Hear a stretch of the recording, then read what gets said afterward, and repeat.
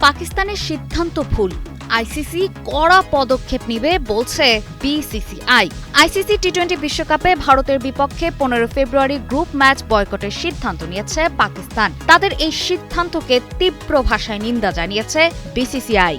সিদ্ধান্তটিকে যে কোনো খেলাধুলার ক্রীড়া সুলভ মানসিকতার পরিপন্থী বলে আখ্যা দিয়েছে সংস্থাটি। বিসিসিআই এর যুগ্ম সম্পাদক প্রভতেশ সিং ভাটিয়া বলেন, পাকিস্তানের সিদ্ধান্ত খুবই ভুল এবং আইসিসি এ বিষয়ে কঠোর পদক্ষেপ নেবে বলে আমি আত্মবিশ্বাসী।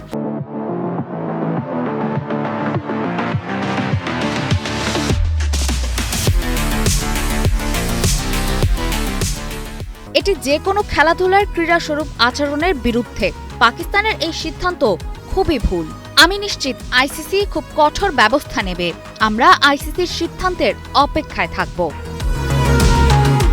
আইসিসি কি ধরনের ব্যবস্থা নিতে পারে এ প্রশ্নে তিনি যোগ করেন, এখানে সে বিষয়ে আলোচনা করা সম্ভব নয়, তবে আইসিসি অবশ্যই দৃষ্টান্তমূলক পদক্ষেপ নেবে।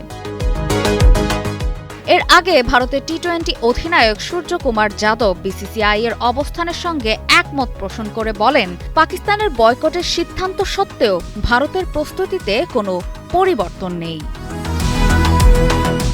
অপর্ণা বর্ষা, কালের কণ্ঠ।